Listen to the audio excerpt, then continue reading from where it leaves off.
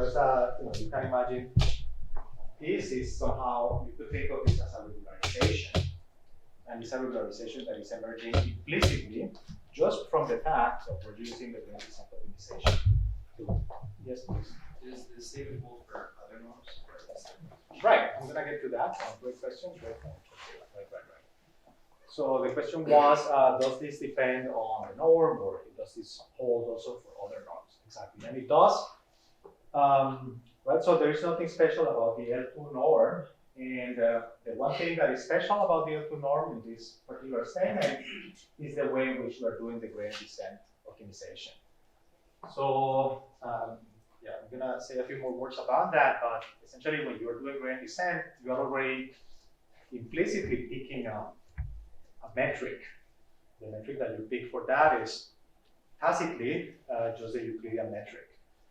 So when we think about the gradient, that is supposed to be the direction of steepest ascent of the function of which you're taking the gradient.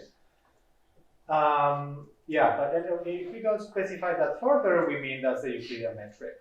But in reality, you could pick a different metric, and if when you do that, what is the direction of steepest ascent, that will vary, because you can imagine you take a little sphere around the current location and you try to pick the direction which gives you the biggest bump. And so, and if you change the metric, that sphere is going to look differently. And so the point that gives you the biggest bump may be pointing in a different direction. And once you do that, basically this norm could change. Right. And the statement is actually, it's not very difficult to prove. Key idea is that the gradients are restricted to a subspace that is spanned by the data points, and that is independent of the parameter. So it's a quick proof, let's say. So let's walk through this. Let's suppose that W infinity is the limit of our gradient descent optimization trajectory. So we're assuming that at the end of this optimization, we're going to interpolate the data. And so we can actually write down the gradient descent iteration. So just by the definition, W infinity is, we start with W0, and for every time step, we're adding the update. And the update is step size eta times the gradient at the current location for all the different data points from like 1 to n. And that is what the gradient can be. So in the last slide, we can just rearrange this a little bit just to exchange here the sums, and just to have the sum over the data points outside, and here inside the sum over the time steps from 0 to infinity. All right, so I mean, we haven't done anything much here, but then we can think back about our constraint optimization problem. So the formulation that we had for what the solution was going to be. So that was the problem number 1. We're going back quickly, this one, this particular problem. So that problem is a convex problem. So you can think, okay, we're minimizing that norm. You can think of that as a quadratic optimization problem subject to a constraint. And what does that mean? Like if it is strictly convex, that means that we only need to check for a stationary point. That's equivalent to finding the minimizer. And for a constraint problem, we can do optimality conditions with Lagrange multipliers. So what would be the first order optimality condition for that? So that would be, we take here the derivative of the objective, and we have here the derivative of the constraint, and with the multiplier. So we have n constraints, one for every data point. And so the constraint being this one, take the grade of this with respect to w, just gives you xi. So we're putting that here together with the corresponding multiplier, and this is the derivative now of the loss, which is just the square of w and w naught. We may add here the constraint itself to what are the first order optimality conditions. So this is basically describing what is going to be the solution to the problem number 1. All right, so now we need to solve this in terms of lambda, the multiplier, and the parameter w. Now we can try to make this observation that if we were to pick lambda I to be equal to this quantity, then this actually would, we would actually satisfy this condition. because of this expression up here.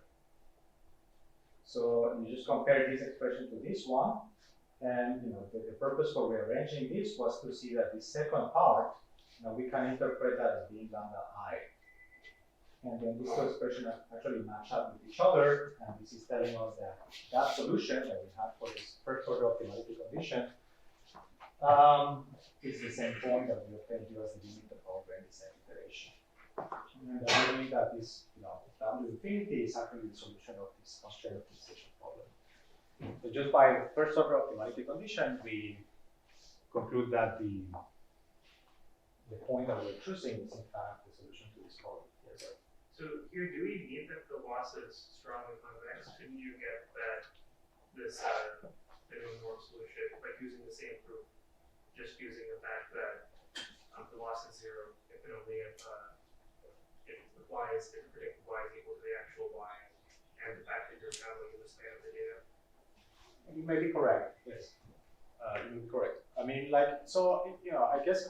Here, in terms of the optimality conditions, if you were just to write it like this without making any further, let's say, detailed analysis, of course, this would, strictly speaking, only give you a necessary condition. You want to give it a sufficient condition for the optimality. If you need something more, could it be that you say it's strictly convex, or could it be that you have some additional structural information, and you can try to use that? Yeah.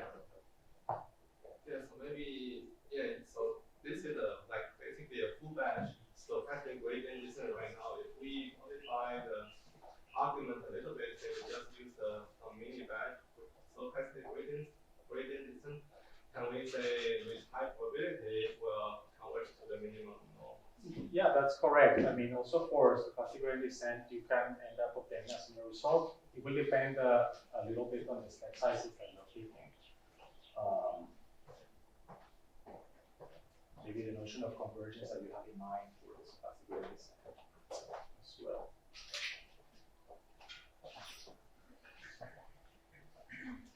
Yeah, I mean, great points, great observations. I mean, these are kind of a very basic setup, let's say the most basic one, and there are modifications that you can pursue either to consider more general losses or more general optimization procedures. All right, so, another possible modification could be if we say we're not going to be doing gradient descent, but some other type of gradient-based optimization. Maybe related to the question that came up at the beginning. So what about if we try to do mirror descent? Mirror descent is another iteration to try to minimize a function. And it is based on this potential. So we define a differential potential that is strongly convex, and this gives us some kind of a representation of the parameter that we use to conduct the updates. And it has several kinds of formulations, but this is maybe one of them. So the update of the parameter is going to be such that it's going to be given by the solution to some optimization problem. Optimization problem is, you can think of this maybe as a linearization of the objective function, and we're trying to minimize this linearized objective subject to some proximity term. So we're trying to pick essentially a W that is the biggest bang with respect to the gradient of the loss, but we're not allowed to step too far away from the current location. And that proximity penalty is a divergence, a Bregman divergence, defined by the potential phi. Bregman divergence is, just maybe you have seen it, maybe not, it's not complicated. The Bregman divergence basically takes this function phi and compares the difference between the linearization and the actual function value. So what we have here is take the actual function value, phi w, and compare that with the linearization. So linearization would be, the function value of w prime, and this is the linearization, essentially. We walk w minus w prime. So we compare those two, and then the difference is the value of the divergence. So this is the thing that we're penalizing over here. Of course, that you can tell already that the distance between w and w prime is being measured in a way that depends on the choice of phi. We're sort of choosing a different type of a metric for the parameter space. Right. Now, okay, this is sort of an implicit formulation of the update rule. So in contrast to gradient descent, where we just say, just take a step in the gradient direction. Now we're saying the step that you're going to take is the solution to some optimization problem. So little optimization problem. So we can try to solve this little optimization problem to obtain an explicit form of the update. And for that, so maybe this is easiest to formulate in terms of this t function, the value of, let's say, nabla t of the parameter. You just consider this equation.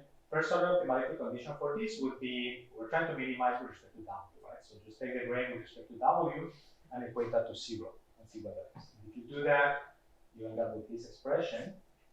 So the gradient of phi at the updated parameter is going to have to be given by the gradient of phi at the current parameter minus a gradient step for the loss. So this is the first order optimality condition for this expression here. So you can think of the update rule as being defined in terms of this nabla of W, nabla phi of W. Okay. So that's one way to work with that. And examples for phi, well, there are several. You can pick any strictly convex, strongly convex function to define that potential. But one possible choice is just the square norm of W. And if you were to make this choice of phi, then you would recover, this precisely gradient descent as before. So that means that the setup mirror descent encompasses other cases that are familiar or more basic. But there are other choices. So you could pick here a different norm instead of just the two norm squares. And you could also pick things like an entropy, an unnormalized negative entropy. And if you do this, then you will obtain a different type of function.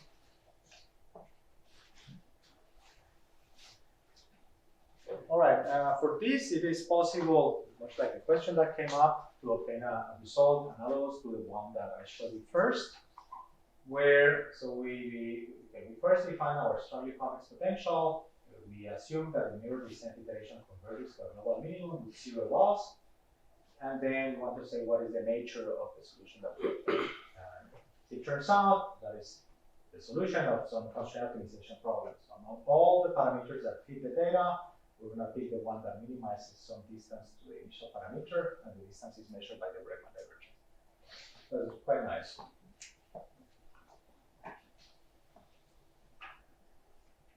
The proof is similar to what we had before, not much difference here. So we then just write down the optimization problem, this constraint optimization problem, look at the first order optimality conditions as we did before. And then we rearrange a little bit, and we see that we can actually satisfy those first order conditions by a particular choice of the multiplier. And from there, infer that the final parameter is the solution to that problem.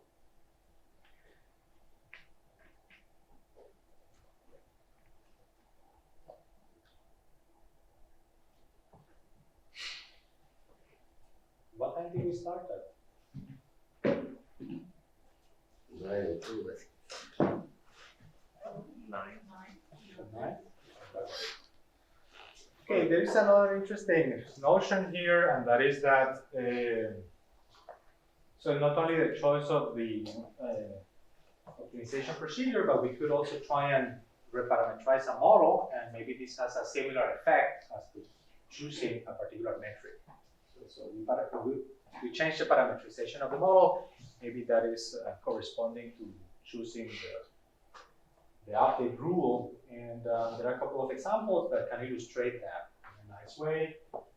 So let's say that we're gonna consider okay, let's start with this. So this Bregman divergence, we could try and approximate it by a quadratic function locally. So meaning that you just take the second order expansion of this. So we will end up getting to the second derivative of the potential function and multiply left and right with the difference from the point where you are expanding. So this is this Hessian. Think of that. Think of a matrix that we insert in there, and if we actually do this, we can end up writing the mirror descent iteration as a sort of precondition during descent. So the condition would be, the updated parameter, the current one minus one step in the direction of the gradient, but we're going to pre-multiply it with this matrix inverse. The matrix inverse being the direction of the potential here, and you can think of this K, this matrix, as being a Riemannian metric. Right, so if this was the identity, then this would be the identity, this would be just a Euclidean gradient, but if it was something else, so this is maybe reminiscent of Newton's method, where you multiply with the inverse version of the loss. This is not necessarily a positive semi-definite matrix, but here this is positive definite because we're assuming that the function is strongly convex. Right? So for mirror descent, we get this kind of update, and if we think about instead of gradient descent, a gradient flow, we could just write it this way. So instead of taking a finite step size, we just think that what is the time derivative of the parameter with this finite difference becomes the limit equal to the right hand side without the step size. So something like this. All right. So what about so what happens if we take an example of a model that we reparametrize it? So we want to maybe see if the reparametrization can be interpreted in terms of such a change of the metric. Indeed, so this is just an example for the least squares problem and the following reparametrization. We consider this is as we had it before, so maybe the loss here is the square error. And here what we're going to do is write this parameter actually as a square of some other parameter. Right, so we take the W weights that we had before, and we're going to square them to get this parameter in here. And we can then try and look at the gradient flow and see what happens. So we're still optimizing with respect to W, but now if we look at the time derivative of W, that still is the gradient of the loss with respect to W, but we need to do some chain rule here and see, what does that end up meaning in terms of the U, so which is the input. So this will be corresponding to our original formulation of the problem, but if we optimize with respect to W, the dynamics will change. So we can take a look. So time derivative of U is actually chain rule here, time derivative of W, but we have here a pre-multiplication with that would be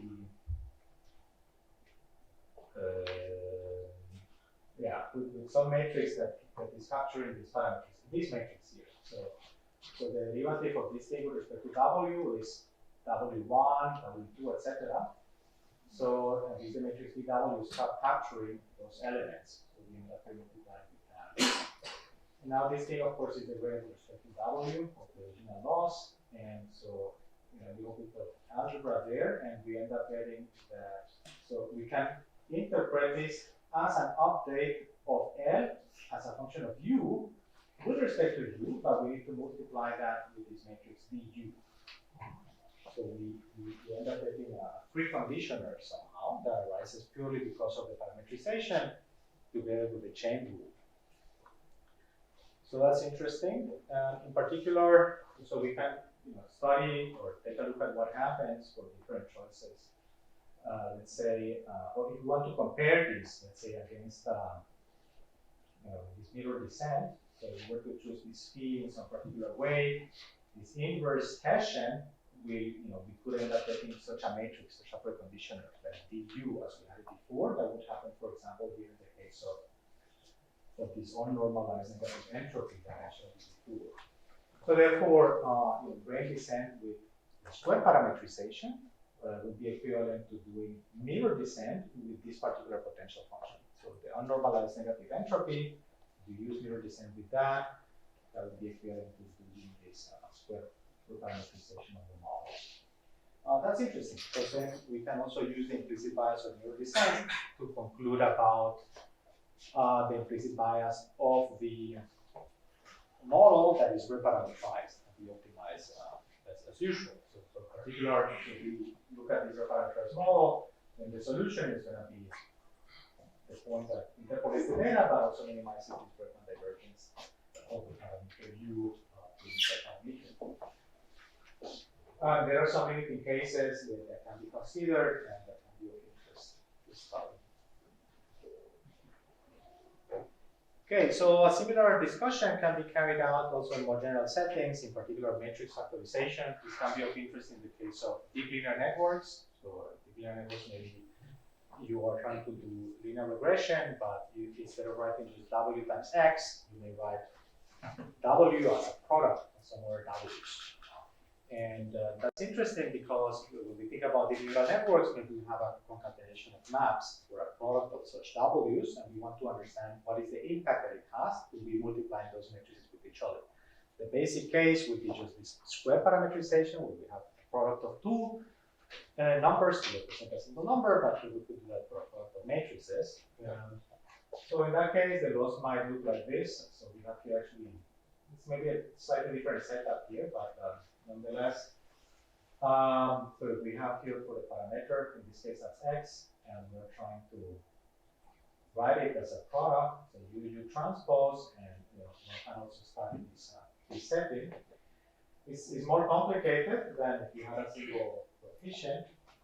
And there were some conjectures that have been formulated and partially addressed. One of them is this one, that we have a full rank initialization matrix, and we choose, we scale it down to be close to 0, then the solution will achieve 0 error. If the solution achieves 0 error, then that solution is going to be a matrix that, so basically we are interpolating the data, and the particular matrix is one that minimizes some node.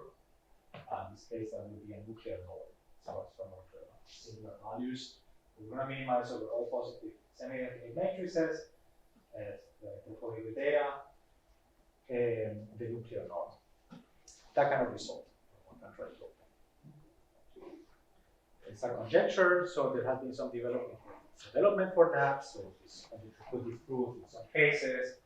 For example, so some of these matrices A have some properties, or if there are some, if they satisfy some condition, here some sort of orthogonality of sorts. So there have been some generalizations of this as well. This is an interesting topic of investigation. I think this has been still investigated even more recently than this works. All right, so what else? So other optimization procedures, you can think of steepest descent, see what goes on the steepest descent. In case of steepest descent, the update looks like this. Maybe we pick the update direction to be one that minimizes this sort of quantity. There are some examples that have been given that the solution return from steepest descent may depend on the learning rate and initialization. So this is maybe in contrast to the discussion of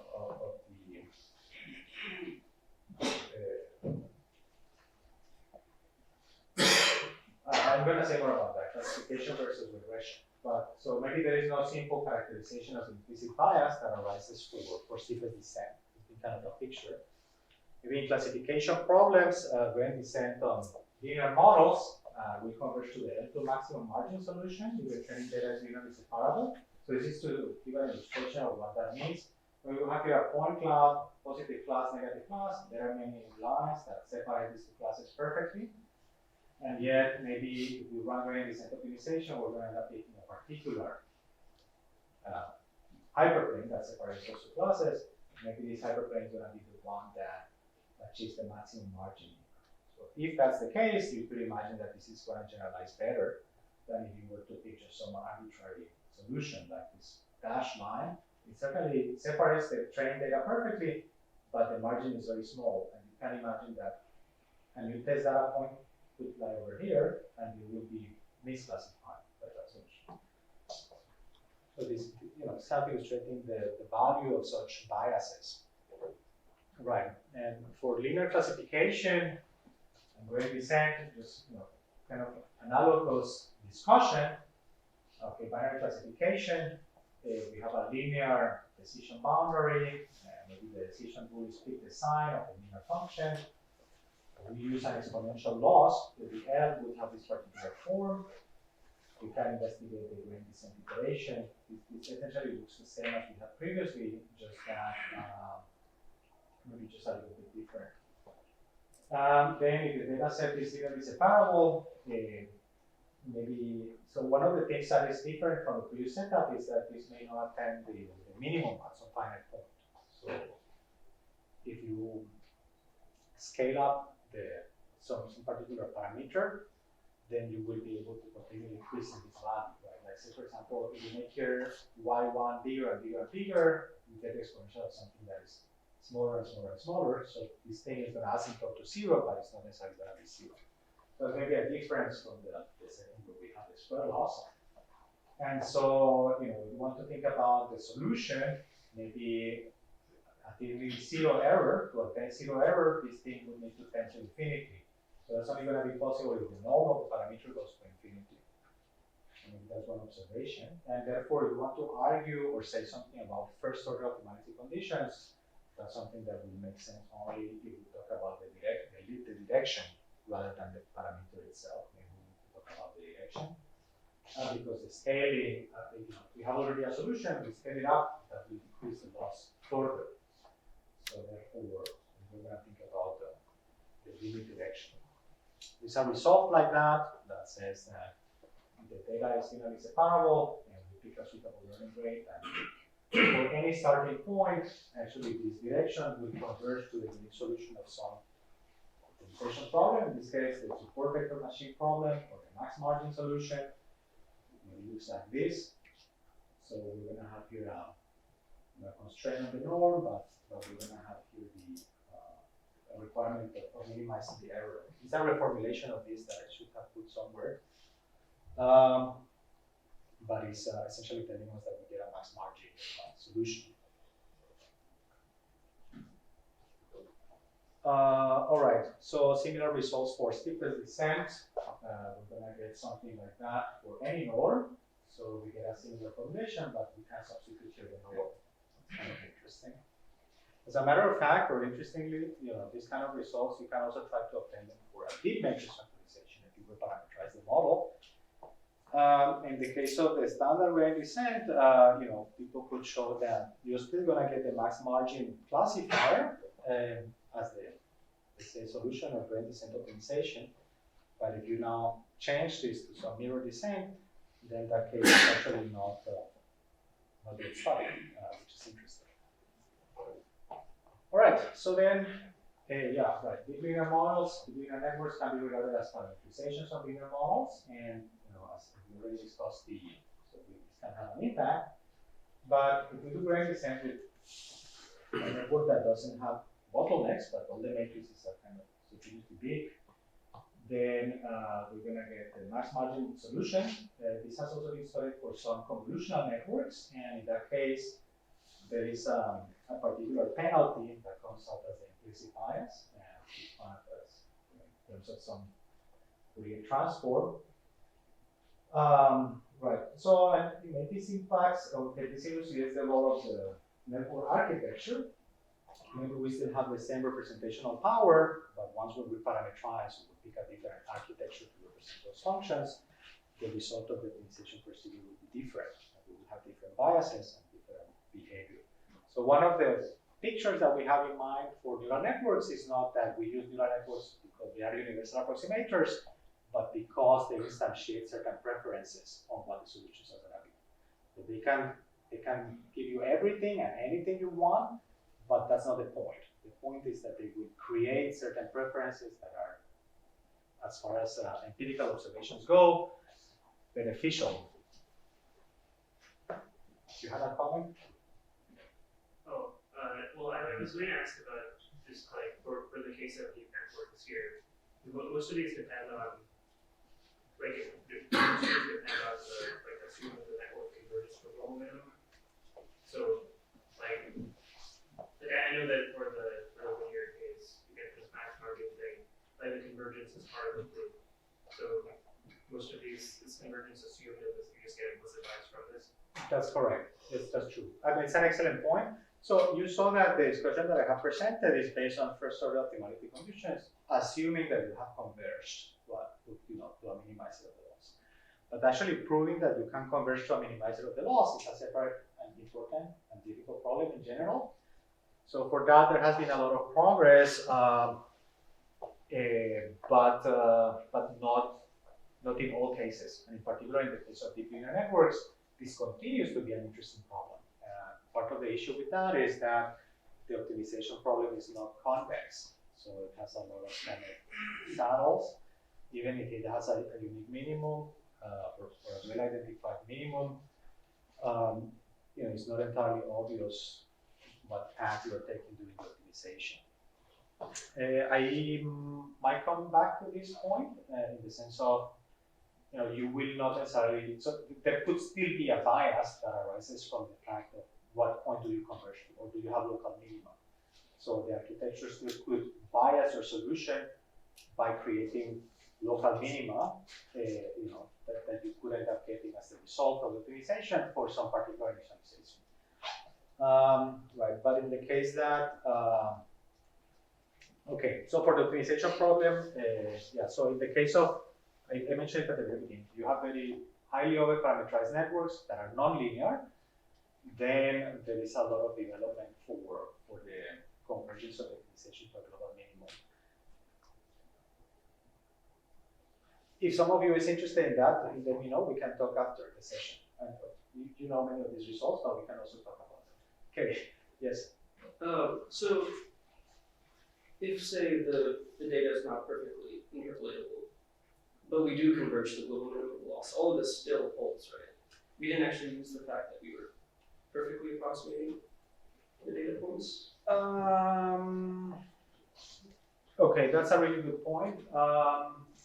Yeah, so so in linear models, if you cannot perfectly interpolate the data, the issue is going to be that you have many local minima, potentially a lot of local minima. And so which of those you're going to end up picking depends on how you initialize. And so that is going to be another item that needs to be incorporated in the statement. So the optimization problem for linear models is easy if the data is linearly separable. If it is not linearly separable, then it becomes more interesting and is less well studied, let's say. But you can certainly try and do analogies for those topics. There's a little bit of work on implicit bias for non-linearly separable data.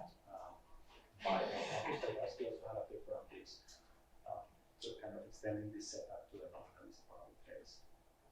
Right, but same type of challenges apply also for nonlinear networks, and so some of the talks from yesterday also were under the assumption that you have very high dimensional space for the data, and as soon as you don't have that, then the data may not be linearly separable, and all the benign overfitting is not yet well understood.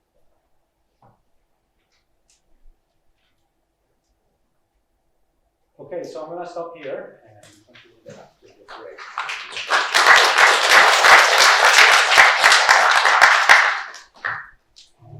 Yes, we have a 10-minute break, right?